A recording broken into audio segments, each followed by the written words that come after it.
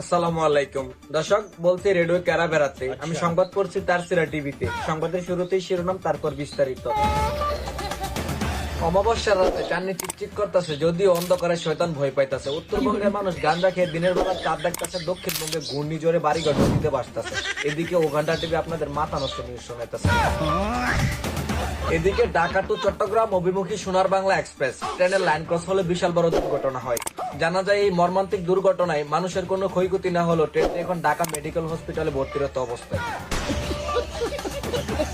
অন্যদিকে ইউরোপের উন্নতশীল দেশ ফ্রান্সে শতকরা 98% মেয়ে হয় বিয়ে বসতে পারতেছে না ছেলের অভাবে। এই শুনে আমার বন্ধু রহমতুল্লাহ ভিসা কেটে ফ্রান্সে যাওয়ার পথে ছেলের সাথে ধাক্কা খেয়ে বিশাল বড় বিমান দুর্ঘটনা হয়। জানা যায় দেশে বিয়ে করতে না পারায় আমার বন্ধু বিদেশে অর্থাৎ ফ্রান্সে রওনা হয়। এখন বিয়ে তো দূরের কথা, পরকালে গিয়ে বিচ্ছেদের কবিতা লিখে কবি উপাধিতে ভূষিত হয়।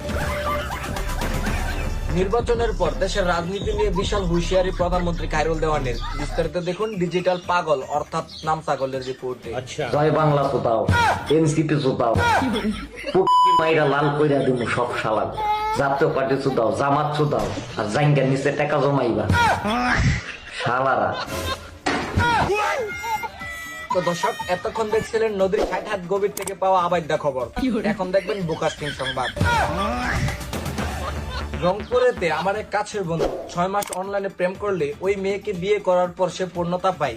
বিয়ের ৩ দিন পর বন্ধুর বউয়ের ডেলিভারি হলে সে কচু খেতে ফাঁসি দেওয়ার আগে ফেসবুকে পোস্ট করে, অনলাইনে বিয়ে করুন, লাইফে প্রতিষ্ঠিত হন।